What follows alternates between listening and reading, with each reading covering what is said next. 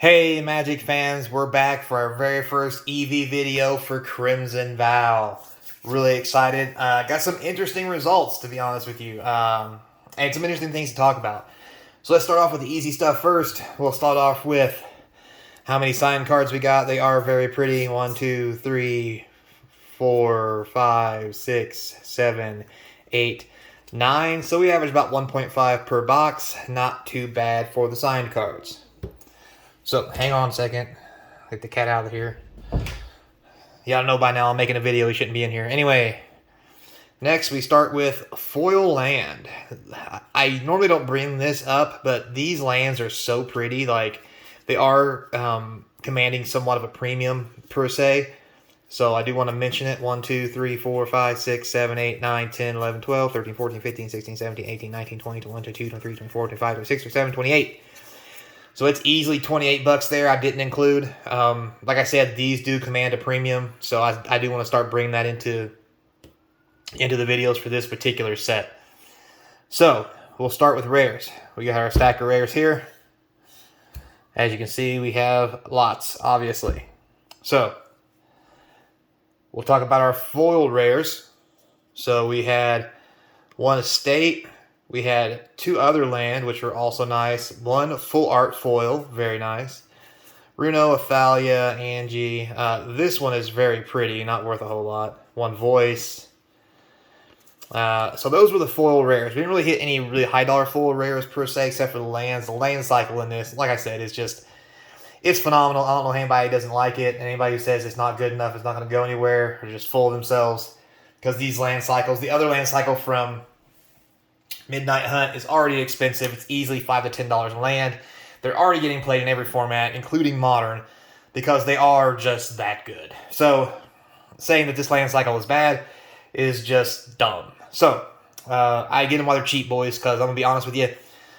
Midnight Hunt had the friendly pairs. You'll notice here, in this one, these are the enemy pairs. And if you know anything about fetch lands, enemy pairs are always worth more than friendly pairs. So unless they reprint the dog piss out of them. But that's not the case because this is the first time we've seen these lands, so they will probably go up in value. Now, with that said, let's take a break from that and talk about Commander. Tilt screen. You'll notice here, this is my Commander section of stuff that came in the set booster. A lot more than what I got last time, I kind of think. It may be about the same for Midnight Hunt, but what you do notice how many more Mythics there are. Now, these Mythics, actually, believe it or not, some of them have lots of value. So, these here are your average Mythics. They're around $1 or $2. Nothing too special here. I think that's worth maybe $3. And here's the actual Commander from one of the sets. One of the box sets. So, it's whatever. But the real card values are here. Like, I think these were $5 a piece. I can't remember. It's been I've slept since then, guys.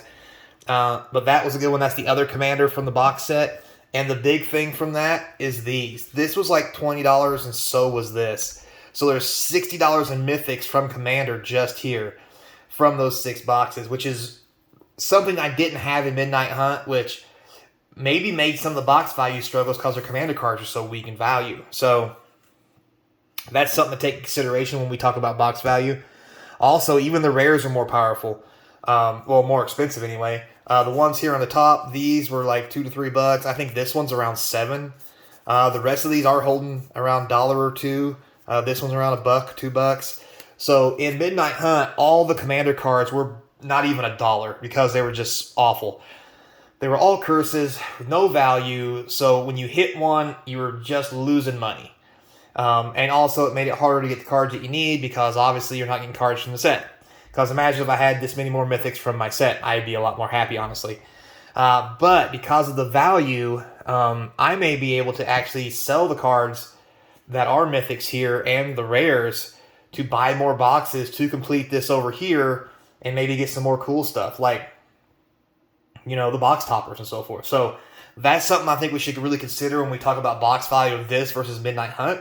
And I think that's why these box values are going to be higher than what I actually expected them to be after I actually started opening some product. Now, all right, let's zoom back over here. We'll come back over here, and we'll talk about the thing everybody wants to talk about before we go back into the Mythics again. Let's go ahead and get this out of the way. Box toppers. So, Here are my 6 box toppers, and I'm not going to lie, almost none of them are worth anything. I think they're all only worth a couple bucks a piece. This one might be worth 7, which was a rare. Along with that one being a rare, we had the Thalia one, which is worth a nice penny. It's good art too. I like it. And then we had our one Mythic, which was literally Abram Van Helsing, which is the alternate art of this, which this isn't worth anything really yet, because nobody's really found a way to abuse it. So it's not doing anything right now, so it's really not worth as much, even though it is a Mythic. So the total value of our box toppers is nailed to 0, honestly. I would guess maybe there's $20 there, which is really sad for a box topper. I'm not going to lie, especially across 6 of them. I mean, they're basically $1 a piece. 3 of them are uncommons. They're worth nothing, so there you have it. Now, with that said, let's look at the Mythics from the set. So we ended up with 2 foil Mythics. This one not worth a whole lot. This one worth around $10. So this is a good hit. So that's all you can really say about that. When it comes to Mythics, either you hit it or you don't, because some are high, some are low. Alternate Art Mythics I got, believe it or not, it was only 2. Like, I got these 2.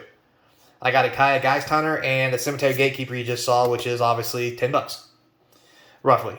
So these were the only 2 I got that were alternate art. Now, I am okay with that because I want the actual normal art from the set. So if this is a pattern, I am actually okay with it. And it may make these cards actually worth a little bit more value if they're harder to actually get. Now, when it comes to Mythics, the only things I got to double up on was out of the 6 boxes, I got 2 of these. Not so happy about. I got 2 Drat Maniform Hellkites. This I was happy about. This is a good card. Being seen a lot of play already. An Averbrook Caretaker. This is a great card. It's great and sealed. I think it's only a matter of time before this starts seeing some serious play in decks. Because it is just amazing. Because it has hexproof. How do you deal with it? So, and then the rest of the Mythics we got were all kind of scattered out one-ofs. We got our Chandra and Olivia, Troxville. We got 1 Soren. There's another Gatekeeper. This is the original art, but not foil. 1 Cultivator, 1 Desecrator. We did get 2 of these. Once again, they aren't that great. We got 1 Jacob, 2 Cemetery Prowlers. 1 Violent Arsonist, 1, however you pronounce that, not really worth anything. A Cemetery Illuminator, not really worth anything. Hallowed Haunting. Faithbound Judge, and 1 Cemetery. Oh, there's 2 Illuminators. My bad. My bad. Like I said, I've slept since then. Thought I had it organized. So all in all, 1, 2, 3, 4, 5, 6, 7, 8, 9, 10, 11, 12, 13, 14, 15, 16, 17, 18, 19, 20, 21, 22, 23, 24, 25, 26, 27, 28 Mythics across 6 boxes. So it's about 4 Mythic average per box, around 5, honestly. So yeah, not the best thing that we were looking for. However, in these 6 boxes in particular, these are the only cards from the list of value, but the value is high. We got this. I think this was like $20. That's 5. I think that was above 15. This is almost 30. This was another 5 to 7. And then there's some smaller stuff here worth a few dollars. I think that was high. I think this might have been high a little bit. But the list really came through with value in these boxes. Not going to lie. I was really impressed with the list opening on these boxes along with the Commander. So, like, without the Commander stuff and the list stuff that we got, I don't know if we'd actually had as good a pull as we did. But we'll have to find that out when we do the next 6 boxes and see what that looks like. Now, moment of truth, guys. What's this stuff worth? So, I have my handy-dandy high-tech notebook here we'll talk about. So, to give you a breakdown per box, the first box video, $90. Not so hot. Second box video, $119. Third box video, $114. Fourth box video, $111. Fifth box video, $122.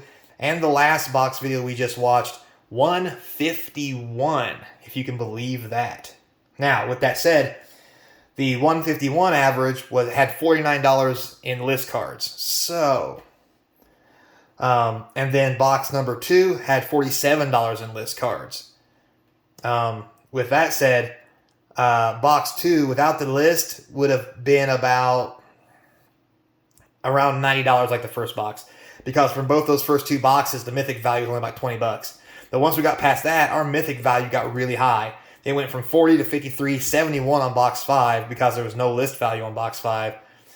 So 71 from Mythics and 51 from Rares. I was really impressed by that for the 122. And on the last one, it was only $37 in Mythics, But 65 in rares, impressive, and $49 from the list for the 151. So all in all, guys, if we go through here and we look at these set boxes and we do an average, we managed to come out at 117 a box. That was our net gain from the box.